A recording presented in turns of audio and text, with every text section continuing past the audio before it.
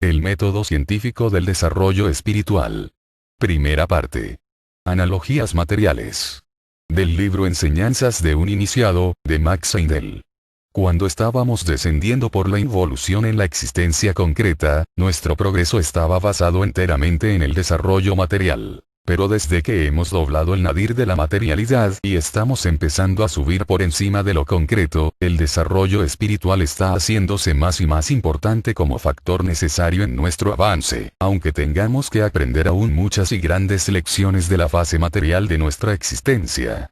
Esto se refiere a la humanidad en general, pero particularmente, por cierto, a aquellos individuos que han empezado ya de un modo consciente a aspirar a la vida superior.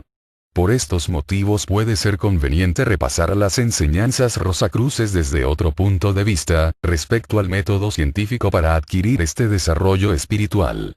Las gentes de la generación anterior, particularmente en Europa y los estados orientales de América, recordarán seguramente con placer sus viajes por las grandes llanuras del campo y como de vez en cuando han pasado por algún río en cuyas márgenes había viejos molinos rústicos, con sus grandes ruedas girando laboriosamente y poniendo en movimiento la primitiva maquinaria dentro del molino, aprovechando solamente una pequeña fracción de la fuerza concentrada en la corriente del agua, la cual se desperdiciaba en su mayor parte. Pero después vino otra generación que se dio cuenta de las posibilidades realizables por un aprovechamiento científico de aquella enorme energía. Los ingenieros empezaron a construir presas para impedir la salida del agua sin producir utilidad alguna. Entonces hicieron que el agua detenida en la presa pasara por tuberías para conducirla hasta las ruedas construidas según principios científicos, y así economizaron la gran energía encerrada en la presa, dejando solamente pasar la cantidad de agua estrictamente necesaria para hacer girar la rueda con una velocidad determinada.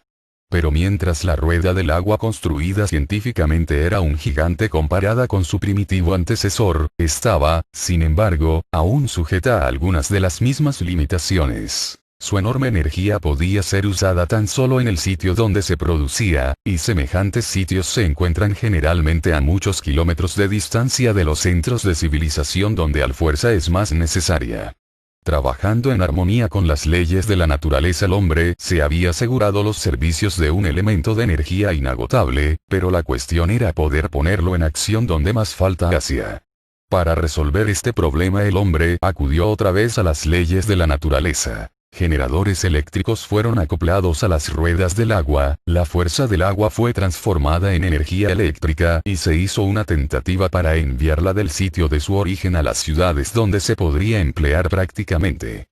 Y esto requería otra vez métodos científicos de trabajo de acuerdo con las leyes de la naturaleza, porque se vio que varios metales transmitían la electricidad con distinta facilidad, siendo los mejores de ellos el cobre y la plata, escogiéndose el cobre por su mayor baratura. El estudiante debe observar que no podemos obligar a estas fuerzas a obrar. Si queremos emplearlas nos tenemos que someter a la obediencia de las leyes que rigen su manifestación, y escogiendo la línea de menor resistencia para obtener el máximo de energía. Si hubiéramos escogido como transmisores, hilos de hierro, de alpaca o metal blanco, que tienen una resistencia relativamente alta, una gran parte de la energía se habría perdido, sin hablar de otras complicaciones que no necesitamos detallar para nuestro objeto. Pero obrando con las leyes de la naturaleza y escogiendo la línea de menor resistencia, obtenemos el mejor resultado del modo más fácil. Hubo otros problemas que se presentaron a aquellos investigadores en su transformación de la fuerza del agua empleada en las ruedas de molino de electricidad utilizable a muchos kilómetros de distancia del origen de la fuerza. Se vio que una corriente eléctrica trataba siempre de llegar al suelo por el camino más directo posible. De aquí la necesidad de la separación del hilo, conductor de electricidad, de la tierra, mediante alguna materia que impidiese esta escapada de la corriente, lo mismo como una alta muralla retiene en su recinto a un prisionero.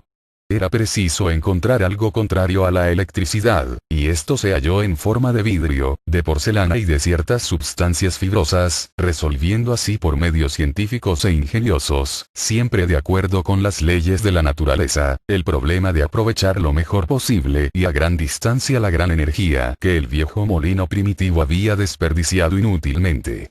La misma aplicación de métodos científicos para otros problemas de la vida como la jardinería, por ejemplo, ha producido también magníficos resultados en beneficio de la humanidad, haciendo crecer 200 hojas de hierba donde antes con los métodos anticuados ni una sola encontraba alimento.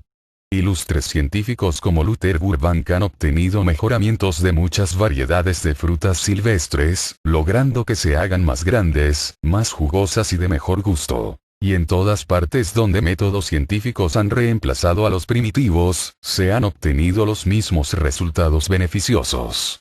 Pero como queda dicho antes, y esto es muy importante para nuestro punto de vista, todo lo hecho en este sentido ha sido llevado a cabo obrando de acuerdo con las leyes de la naturaleza.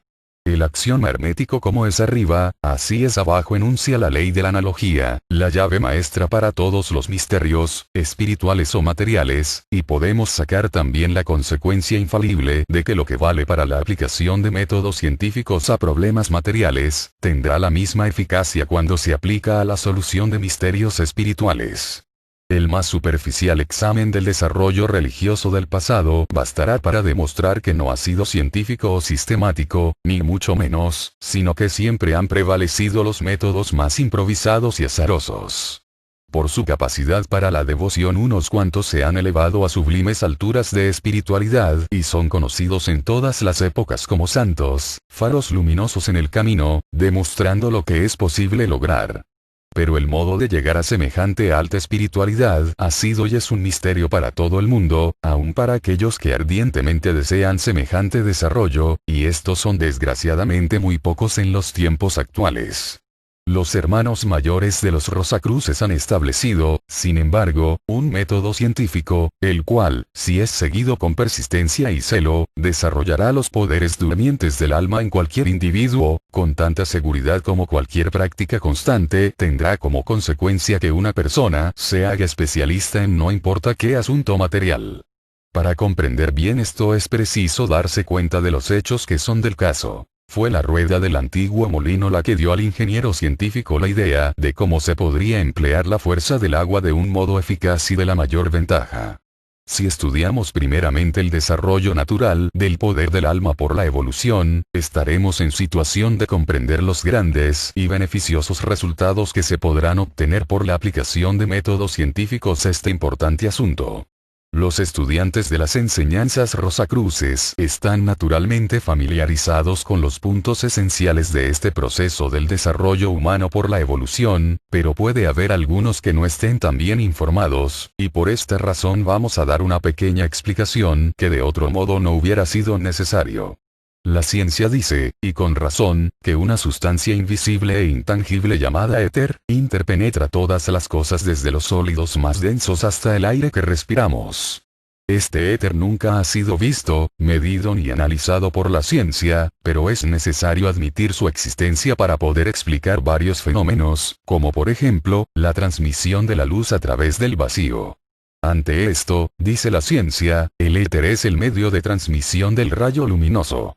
Así, pues, el éter nos lleva una imagen de todos los objetos que están fuera de nosotros, pero dentro de la periferia de nuestra visión, y la imprime en la retina del ojo. Del mismo modo cuando un operador de películas cinematográficas fotografía cierto número de escenas de una comedia, el éter lleva las imágenes de todos los objetos, los movimientos que hacen los artistas, etc., con los más pequeños detalles, a través de los lentes de su cámara a la sensible placa, dejando un registro completo de toda la escena y de todos los gestos de los actores de la comedia. Y si hubiese en nuestros ojos una película semejante del largo suficiente para contener las imágenes, al final de nuestra vida tendríamos entonces un registro completo de cada acontecimiento que hubiera sucedido en ella, es decir, suponiendo que lo viésemos nosotros.